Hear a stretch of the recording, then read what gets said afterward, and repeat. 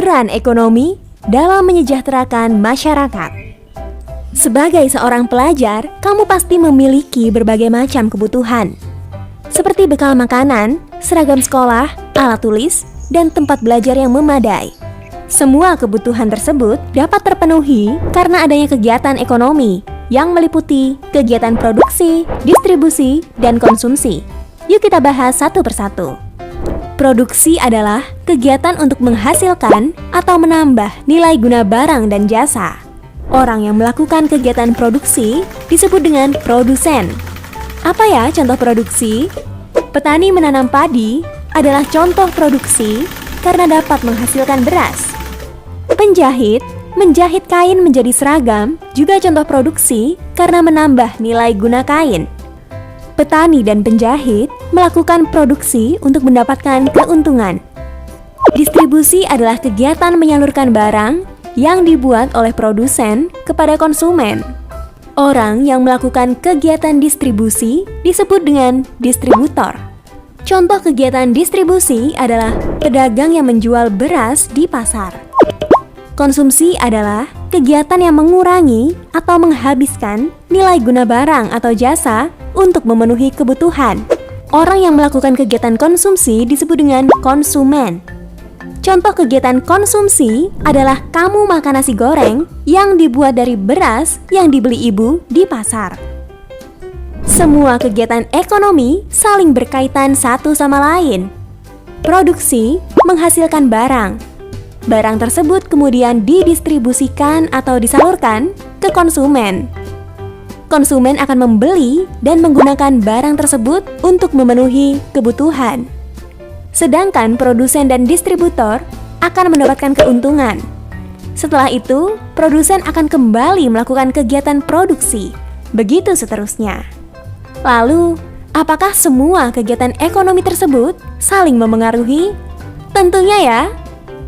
Apabila salah satunya terhambat, maka kegiatan ekonomi lainnya juga akan terganggu. Contohnya, jika petani gagal panen karena serangan hama, maka tidak ada beras yang dihasilkan. Akibatnya, masyarakat tidak bisa makan nasi.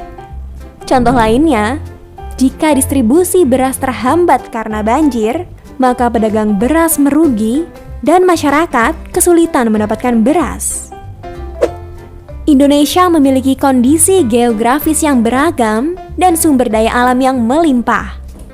Karena itu, ada beberapa bidang usaha ekonomi yang dapat dilakukan oleh masyarakat untuk memenuhi kebutuhan hidupnya.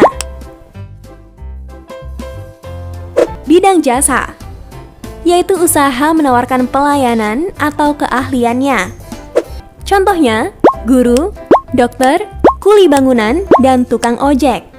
Selain itu, ada juga jenis usaha berdasarkan cara pengelolaannya, yaitu usaha perorangan dan usaha kelompok. Apa perbedaannya ya? Usaha perorangan yaitu usaha yang dibangun oleh satu orang. Contohnya, usaha warung soto ayam dan usaha cukur rambut. Kelebihan usaha perorangan adalah keuntungannya dapat dinikmati sendiri. Tapi, modal dan kemampuannya terbatas. Selanjutnya, usaha kelompok, yaitu usaha yang dibangun oleh beberapa orang. Kelebihan usaha kelompok adalah memiliki modal besar karena ditanggung bersama. Tapi, keuntungannya harus dibagi-bagi kepada seluruh pemilik modal. Usaha kelompok ternyata banyak macamnya. Contohnya firma, CV, perseroan terbatas, BUMN, dan koperasi. Firma adalah usaha kelompok dengan tanggung jawab bersama. Firma biasanya didirikan oleh orang-orang yang sudah saling mengenal atau ada hubungan kekerabatan. Contohnya, firma hukum.